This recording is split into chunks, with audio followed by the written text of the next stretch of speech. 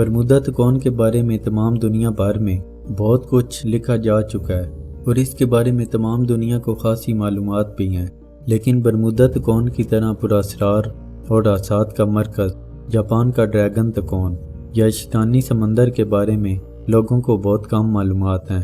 Japan کے لوگوں کو اس کے بارے میں اچھی طرح علم ہے اور جاپان حکومت نے سرکاری سطح پر بھی لوگوں کو اس علاقے سے دور رہنے کا حکم جاری کر رکھا ہے۔ جاپان کے باہر کی دنیا اس کے بارے میں کم ہی جانتی ہے، حالانکہ برمودا تکون کی طرح یہاں بھی جہازوں، آبدوزوں اور طیاروں کے غائب ہونے کے واقعات بڑی تعداد میں ہوتے رہتے ہیں، بلکہ محققین کا خیال ہے یہاں اسات کی تعداد برمودا تکون سے زیادہ ہے۔ یہاں بھی اغوا ہونے والوں کی اکثریت ماہرین، کپتانوں اور ہوابازوں کی رہی ہے، بلکہ ایک بات جو یہاں زیادہ خطرناک نظر آتی ہے وہ یہ ہے کہ یہاں غائب ہونے والے جہازوں اور آبدوزوں میں ایسے جہاز اور آبدوز بھی شامل ہیں جن میں ایٹمی مواد بھرا ہوا تھا۔ یہ علاقہ بحر الکاہل میں جاپان اور فلپائن کے علاقے میں ہے۔ یہ تکون جاپان کے ساحلی شہر یوکوہاما سے فلپائن کے جزیرے گوام تک اور گوام سے پھر جاپان کے ماریانا جزائر تک، پھر ماریانا سے یوکوہاما تک بنتی ہے۔ ماریانا جزائر پر دوسری جنگ عظیم میں امریکہ نے قبضہ کر لیا تھا۔ برمودا تکون اور شیطانی سمندر پر تحقیق کرنے والوں میں ایک مشہور نام چارلس برلیٹز کا ہے۔ وہ اپنی کتاب دی ڈریگن ٹرائی اینگل میں لکھتے ہیں 1952 تا 1954 جاپان نے اپنے 5 بڑے فوجی جہاز اس علاقے میں کھوئے۔ ان جہازوں میں سوار افراد کی تعداد 700 سے اوپر ہے۔ اس راز کو جاننے کے لیے جاپانی حکومت نے ایک جہاز پر 100 سے زائد سائنسدانوں کو سوار کیا، لیکن شیطانی سمندر کا راز جاننے والے سائنسدان خود راز بن گئے۔ اس کے بعد جاپان نے اس علاقے کو خطرناک قرار دے دیا۔ دوسری جنگ عظیم کے دوران بحری لڑائی میں جاپان کو اپنے 5 فوجی جہازوں سے ہاتھ دھونا پڑا۔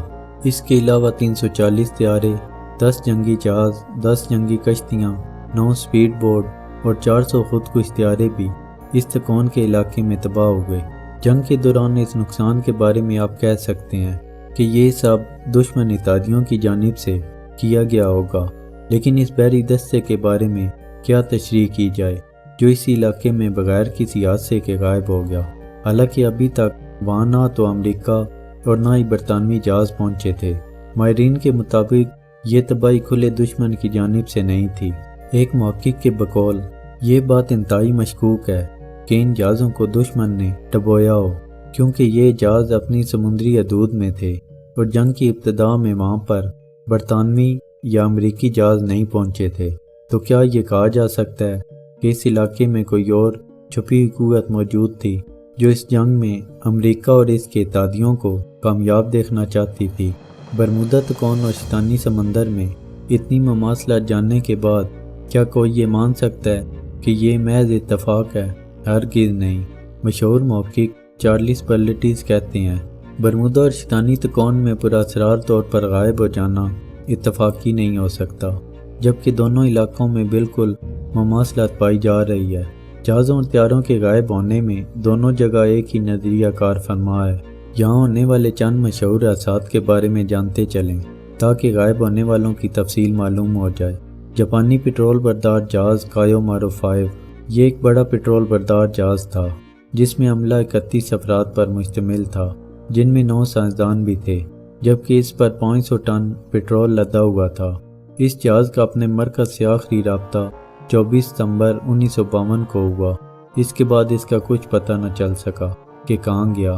جاپانی مال بردار جہاز کوروشیو مارو 2 یہ بھی بڑا مال بردار جہاز تھا جس پر 525 ٹن مال لدا ہوا تھا۔ اس جہاز کو بھی اس کے عملے سمیت سمندر نگل گیا اور سراغ بھی نہ مل سکا۔ اس کا آخری رابطہ 22 اپریل 1949 کو ہوا تھا۔ فرانسیسی جہاز جیرانیوم اس جہاز نے 24 نومبر 1974 کو پیغام بھیجا کہ موسم خوشگوار ہے۔ اس کے بعد یہ جہاز اپنے 29 افراد پر مشتمل عملے کے ساتھ ہمیشہ کے لیے کہیں گمنام خدمت پر چلا گیا۔ مال بردار جہاز بانا لونا یہ لائبیریا کا جہاز تھا۔ اس پر 13,616 ٹن وزن تھا اور عملے کی تعداد 35 تھی۔ نومبر 1971 میں شیطانی سمندر کی بھینٹ چڑھ گیا۔ مال بردار جہاز ماسچوسار یہ جہاز بھی لائبیریا کا تھا۔ عینی شاہدین کے مطابق یہ جہاز شیطانی سمندر میں تھا کہ اچانک آگ بھڑک اٹھی، لیکن یہ آگ جہاز کے اندر سے نہیں بلکہ پانی سے جہاز کی طرف بڑھی تھی۔ بہت سے لوگوں نے اسی وقت اس کی تصویریں نکال لیں، جس میں صاف دیکھا جا سکتا ہے کہ جہاز کے چاروں طرف پانی کی لہروں میں آگ ہے۔ حیرت کی بات یہ ہے کہ اس جہاز میں کوئی قابل اشتعال مادہ نہیں تھا۔ اس سے بھی زیادہ حیرت کی بات یہ ہے کہ جہاز کو گھیرنے والی آگ مثلث کی شکل میں تھی۔ اس جہاز میں 24 افراد سوار تھے۔ یہ واقعہ مارچ 1987 میں پیش آیا۔ مال بردار جہاز صوفیہ باباس، یہ جہاز ٹوکیو جاپان کی بندرگاہ سے روانہ ہوا اور تھوڑا چلنے کے بعد 2 ٹکڑوں میں تقسیم ہو گیا، لیکن غائب نہیں ہوا۔ سمندر کا سینہ چیرنے والی اور مریخ پر کمندیں ڈالنے والی ٹیکنالوجی اس کا سبب جاننے سے قاصر رہی۔ سبب نامعلوم، تفتیش کے دروازے بند۔ یونانی جہاز اجیوس جورجیس، یہ بڑا تجارتی جہاز تھا جو 29 افراد پر مشتمل عملے کے ساتھ اغوا کر لیا گیا۔ اس پر 16,565 ٹن وزن لدا ہوا تھا۔ جہاز کا پتہ چلا نہ افراد کا اور نہ اس لدے ہوئے مال کا اثر پانی پر نظر آیا۔ جہاز کے غائب ہو جانے کے بارے میں تو یہ بہانہ پیش کیا جا سکتا ہے کہ جہاز ڈوب گیا، لیکن جدید آبدوزیں جن میں جدید وائرلیس نظام موجود ہو، اگر وہ اس علاقے میں غائب کر دی جائیں تو آپ کیا کہیں گے؟ پھر آبدوزیں بھی کوئی عام نہیں بلکہ ایٹمی آبدوزیں۔ ذرا سوچیے اور تعجب کیجیے، کسی سپر پاور کی ایٹمی آبدوز بغیر کسی سبب کے غائب ہو جائے اور اس کی طرف سے کوئی خطر خواہ پریشانی یا اضطراب دیکھنے میں نہ آئے، گویا جس نے دی تھی اسی نے واپس لے لی۔ روسی آبدوز وکٹر 1، یہ جدید ایٹمی آبدوز تھی۔ مارچ 1984 میں شیطانی سمندر کی خفیہ قوت کے پاس عملے کے ساتھ چلی گئی۔ عملے کی تعداد معلوم نہیں ہو سکی، شاید کوئی خاص لوگ اس میں سوار تھے۔ روسی آبدوز ایکو 1، یہ پہلی آبدوز کے غائب ہونے کے صرف 5 مہینے بعد ستمبر میں جاپان کے ساحل سے 60 میل دور یہ بھی شیطانی سمندر کی خفیہ قوت نے کسی ضروری کام کے لیے اپنے پاس منگوا لی۔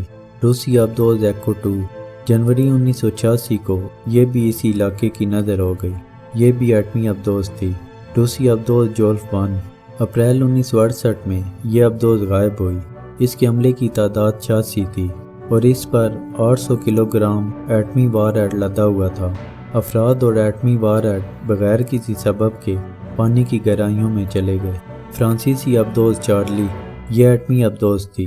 ستمبر 1984 میں اس علاقے میں اپنے 90 سواروں سمیت غائب ہو گئی۔ برطانوی آبدوز فوکسٹرول، نومبر 1986 میں عملے سمیت غائب ہوئی۔ مارچ 1957 میں 10 دن کے اندر امریکہ کے 3 جنگی طیارے اپنے تمام عملے سمیت اس طرح غائب ہوئے کہ کوئی نام و نشان نہ مل سکا۔ نہ کسی حادثے یا فنی خرابی کا پیغام پائلٹ کی جانب سے موصول ہوا۔